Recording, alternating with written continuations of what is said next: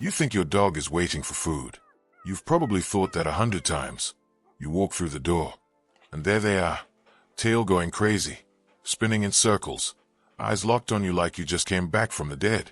And your first thought is, oh, he's probably just hungry. Maybe it's close to dinner time. Maybe he heard the bag rustle in your coat pocket. Maybe he just wants a treat. That's what most people think. That's the easy explanation. And honestly, it makes sense on the surface. Dogs are driven by instinct, right? They're hardwired for survival. Food equals survival. So naturally, the excitement, the waiting, the endless staring at the door, it must all come back to food. That's the logical conclusion most of us land on, and we walk right past the real answer without ever stopping to question it. But here's what I need you to sit with for a second. What if you've had it completely backwards this whole time? What if every single thing your dog does when you're not home, every behavior you've brushed off as hunger or boredom or just dog stuff, what if all of it is pointing at something so much deeper than a bowl of kibble? What if the truth about what your dog is actually waiting for would completely change the way you see your relationship with them? Because it will. I promise you.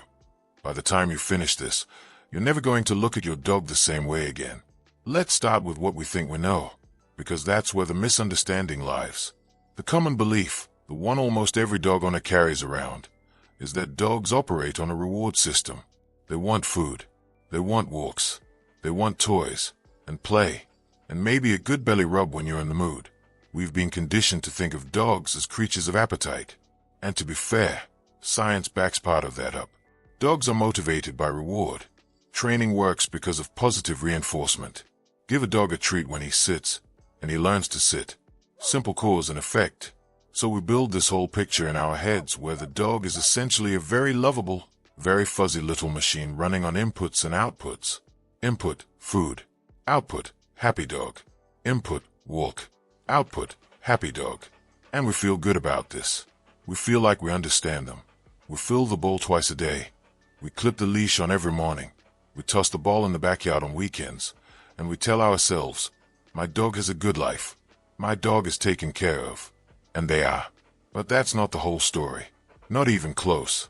Because here's what nobody talks about enough. What does your dog actually do when you're not there? Not the destructive stuff.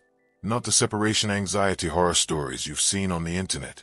Just the ordinary, quiet behavior of a dog alone in a house. Have you ever set up a camera? Have you ever watched the footage back? What you'd see would stop you in your tracks. The dog doesn't immediately run to the food bowl the second you leave. They don't grab the toy box and throw themselves a solo party. They don't sprawl out on the couch and finally relax now that the human's gone. What most dogs do, and studies on canine behavior have documented this over and over again, is they go to the door. They sit near the entrance. They find the spot in the house where your smell is strongest, maybe your side of the couch, maybe a pile of your laundry, maybe right at the foot of the stairs, and they wait. Just wait. No agenda. No clock watching. No distraction. They settle into this quiet, focused stillness that has nothing to do with hunger and everything to do with one single thing. The moment you come back, think about what that actually looks like in real time. The dog hears something outside and his head lifts. Not because he thinks it's the mailman, but because every sound is filtered through one question. Is that them? He walks to the window and looks out. He circles back to the door. He lays down with his chin on his paws facing the entrance. His ears are tuned like radar dishes, scanning, waiting, hoping. And this isn't a 5-minute thing. This isn't him being dramatic for a little while before moving on. Dogs have been observed maintaining this kind of vigilant, hopeful waiting behavior for hours, for the entire duration of your absence. That's not an animal waiting for dinner. Dinner doesn't require that kind of devotion. There's a rhythm to it too. And this part is what really gets people. Dogs learn your schedule with a precision that would honestly embarrass most humans. If you leave at 8 every morning and come home at 6 every evening, your dog's internal clock starts preparing for your return around 5:30. Researchers call it anticipatory behavior.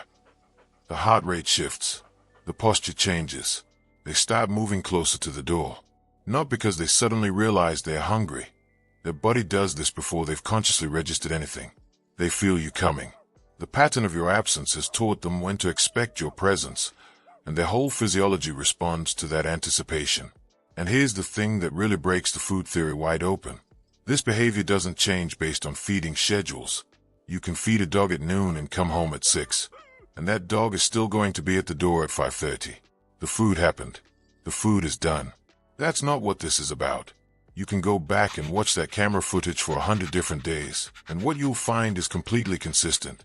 The waiting is for you. Always you. So what does that actually mean? It means that in the entire architecture of your dog's day, in every moment that stretches between your departure and your return, you are the axis everything else spins around. The food matters. The walk matters. The play matters. But those things exist inside the larger frame of you. You are the context for all of it. You are the reason any of it feels good. Your dog doesn't experience joy the way we experience joy. They don't have goals, or ambitions, or a Netflix queue to get through. What they have is presence. Pure, uncomplicated, radically focused presence. And the presence they want, above everything else, above every instinct and appetite and biological drive, is yours. There's a concept in animal behavior called social referencing. It's when an animal looks to a trusted companion to figure out how to feel about something. You see it in dogs constantly, though most people don't recognize it for what it is. Your dog sees something strange in the yard. Before reacting, they look at you. Your dog hears a loud noise. They look at you. You walk into a new place. They watch your face before deciding if it's safe. They are using you as their emotional compass. You are the thing that orients them to the world. Without you, the world is just noise. And this goes even deeper when you understand the neurochemistry of it. When a dog sees their owner, not a stranger, not even a beloved friend, but specifically their person, their brain releases oxytocin. That's the same hormone released in humans during moments of deep love and connection. The same chemistry that bonds a mother to a child. The same stuff that fires in your brain when you hold someone you love after a long time apart. Your dog's brain is doing that. For you. Every single time you walk through the door. That spinning, tail wagging, can't contain themselves explosion of excitement. That's not performance. That's neurobiology. That's their brain literally flooding with the chemistry of love and relief and reunion. You did that. Just by existing. Just by coming home. Now think about how often you've minimized that moment. Think about how many times you've come through the door with your hands full. Or your head somewhere else. Already halfway into a phone call. And you've sort of half acknowledged your dog with a quick pat on the head before moving on to whatever was next on your list. No judgment. We all do it. Life is busy. The groceries need to go in the fridge. Dinner needs to get started. There's always something. But your dog waited for that moment. Possibly for hours. It was the singular point of their entire day. The thing their whole internal world was organized around. And it passed in about 4 seconds while you were thinking about something else. That's the part that hits different once you understand what's actually going on. Because your dog doesn't hold it against you. That's the thing.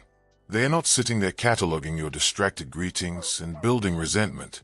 The next day, they do it all over again.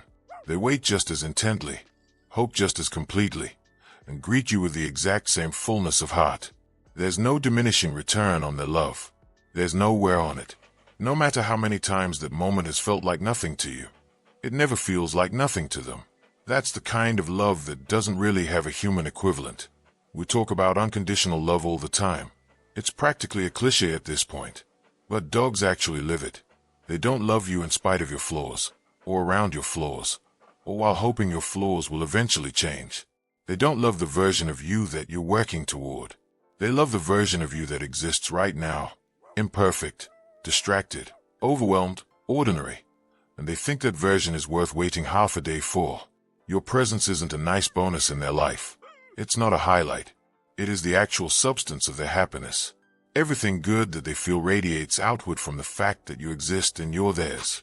When you're home, the world is whole. When you're gone, they wait for the world to be whole again. And that's not a small thing. That's an enormous, quietly humbling thing that most of us walk past every single day without fully registering. So the next time you come through that door, and there they are, tail going, body wiggling, eyes locked on you like you hung the moon, try to let it actually land. Try to be as present in that moment as they are. Because you are not just the person who fills the bowl and clips the leash. You are not just part of their routine. You are not part of their day. You are their day. Every hour you were gone, every quiet moment they spent with their chin on their paws facing the door, That was all just the in-between time, the waiting, the space that exists before the only thing that matters to them actually walks back through the door. And that's you. It was always you.